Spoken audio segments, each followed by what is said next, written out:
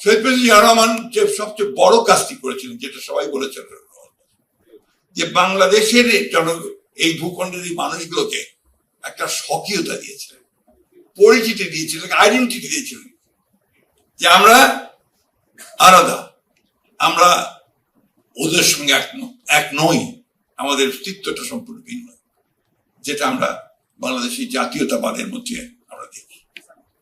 এবং এটার প্রতি কিন্তু সমগ্র দেশের মানুষ দেখুন, এইবারও নির্বাচনে আমাদের বুদ্ধিজীবীরা, পত্র পত্রিকা, মিডিয়াতে একটা হাইপ উঠে দিয়েছিল, যেখানে জামাতে ইসলাম ক্ষমতায় চলে যাচ্ছে, তারা সবচেয়ে বেশি ভোট পেয়ে তারা নির্বাচনে জয়লাভ করবে। এমনকি আমাকে পর্যন্ত পরাজিত করে রেখে দিয়েছিল মিডিয়াতে, ঠিক না?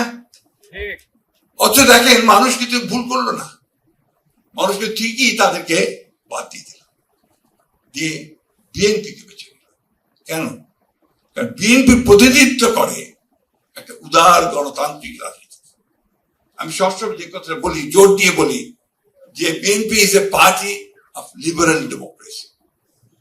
আমরা উদার গণতন্ত্রে বিশ্বাস করি, সেই উদার গণতন্ত্রকে আমরা প্রতিষ্ঠিত করতে চাই। আমরা এখানে অন্য কোনো বিভাজন সৃষ্টি করতে চাই না।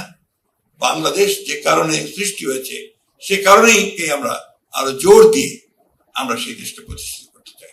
সে কারণেই আমার নেতা, আমাদের প্রধানমন্ত্রী তারেক রহমান সাহেব যে স্লোগানটা দিয়েছেন, সবার আগে বাংলাদেশ, এটার মধ্যে আপনার কোনো ঝামেলা নেই। নিয়েছিলেন যে প্রথম বাংলাদেশ আমার শেষ বাংলাদেশ, ঠিক এটা একই সেইভাবেই সবার আগে বাংলাদেশ।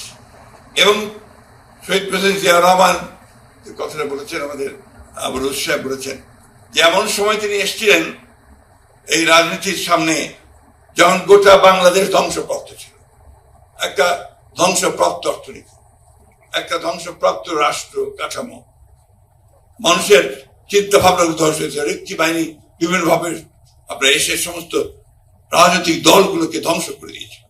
সেইখানে জিয়া রহমান সাহেব এসে সেটাকে আবার সেই ধ্বংসস্তূপের মধ্যে নতুন করে, কোনো বিভক্তি করে নয়, সমস্ত রাজনৈতিক চিন্তাগুলো একভাবে চিন্তা করতে দলগুলোকে নিয়ে তিনি প্রথমে ফ্রন্ট করেছেন, তারপরে জাগদল করেছেন, ফ্রন্ট করেছেন, তারপরে বিএনপি করেছেন। মূল বিষয়টাই ছিল সবাইকে নিয়ে করা, রিকনসিলিয়েশন করা, সবাইকে নিয়ে সামনের দিকে এগিয়ে যাওয়ার চেষ্টা করা।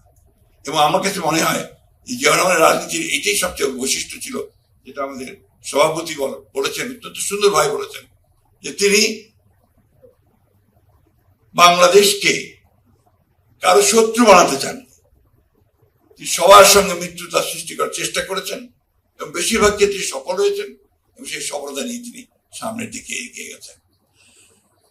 শহীদ প্রেসিডেন্ট জিয়া রহমান এত জনপ্রিয় কেন ছিলেন, যে কথা এখানে বলেছেন আমাদের মনিরুজ্জামান সাহেব, তার বক্তব্য বলেছেন, যে মূল বিষয়টা ছিল যে বাংলাদেশ যেভাবে দেখতে চায় বাংলাদেশের মানুষ বাংলাদেশকে, যে সমস্ত প্রভাবের বাইরে, আধিপত্যের বাইরে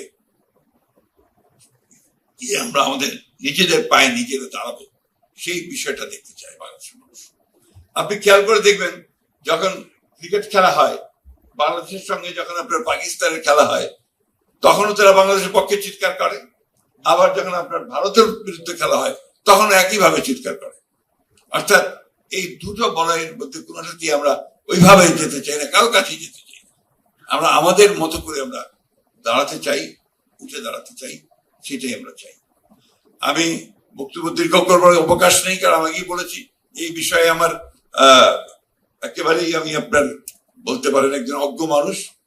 তবে এটুকু সত্য কথা যে শহীদ প্রেসিডেন্ট জিয়া রহমান তার অতি অল্প সময়ের মধ্যে যে পথ আমাদের দেখিয়েছেন, সেই পথটা হচ্ছে আমাদের পথ।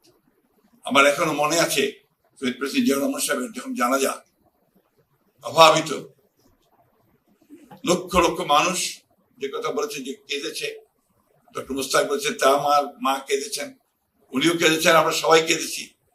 সেই কান্নার মধ্যে যখন জানাজার নামাজের পরে লালবাগের হুজুর উনি যখন আপনার দোয়া করছিলেন, দোয়া করতে সবশেষে যে কথাটা বললেন, দোয়া করতে গিয়ে, আল্লাহ বাংলাদেশকে হেফাজত কর, তখন বাংলাদেশের মানুষ, ওই জানাজার মানুষ আরেকবার টুকরে কেঁদে উঠেছে।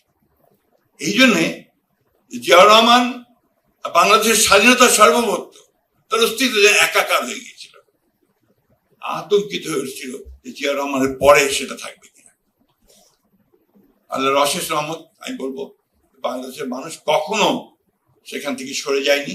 তারা বাংলাদেশকে হেফাজত করার জন্য সব সময় উঠে দাঁড়িয়েছে, যেমন জুলাইয়ে 24-এ আবার উঠে দাঁড়িয়েছে এবং বাংলাদেশকে আবার নতুন করে একটা শুরু করবার সুযোগ সৃষ্টি করে দিয়েছে।